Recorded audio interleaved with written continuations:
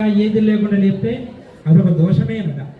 అలానే చుట్టూ సాయం సంధ్యా వేళ కాగానే నిద్రపోతుందట. అందుకే పూజ చేయకూడదు అంటారు. ఒక విజయదశమి నాడు శమీ వృక్షానికి, చిలుక ద్వాదశి నాడు తులసికి, ఈ రెండింటికి మాత్రమే సాయంకాల పూజలో ఈ 2 రోజులన్నీ అవకాశం. ఈరోజు విజయదశమి, రావణ సంహారం జరిగిన రోజు. ఈరోజు రామచంద్రుడు రావణ సంహారానికి వెళ్తూ శమీ వృక్ష ఆరాధన చేసి విజయాన్ని పొందాడు. కాబట్టి శమీ వృక్ష ఆరాధన విజయాన్ని చేకూరుతుందని పెద్దలు చెప్పారు.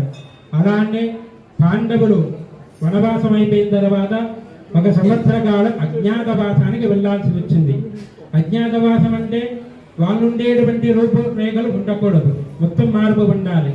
మరి వారి చేతిలో ఆయుధాలు ఉంటే అజ్ఞాతవాసానికి వెళ్తే అక్కడ ఉండేటువంటి గూఢాచారులు ఎవరన్నా తెలుసుకుంటే మళ్ళా వనవాసము, మళ్ళా అజ్ఞాతవాసం చేయాలి. కాబట్టి మరి వారి దగ్గర ఉన్నటువంటి అస్త్రాలు మామూలుగా ఎంతో తపస్సు చేసి తెచ్చుకున్నటువంటివి ధనుర్బాణాలన్నీ కూడా, గదలు కూడా.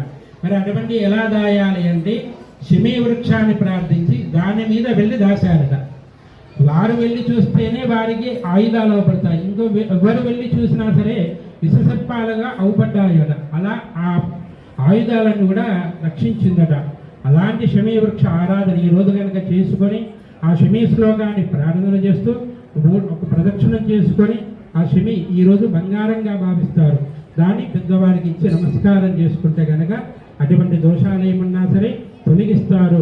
శమి శమైదే పాపం శమీ శత్రు వినాశని అర్జునశ్చ ధనుర్ధారి రామశ్చ ప్రియదర. శమి శమైదే ఇది పాపం, పాపములన్నీ కూడా తొలగిస్తుంది. ఎటువంటి పాపాలు మనకు తెలిసి తెలియని పాపం, తెలిసి చేస్తే పాపము తొలగిపోదు త్వరగా, తెలియకుండా ఎన్నో పాపాలు చేస్తుంటాం. అటువంటి పాపాలు ఏమన్నా శమీ శత్రు వినాశం. శత్రు వినాశనం అంటే వాడిని వినాశనం చేయడం కాదు, వాని లోపల ఉండేటువంటి శత్రుత్వాన్ని వినాశం చేసి వాడిని మన మిత్రుడిగా మారుస్తుందట.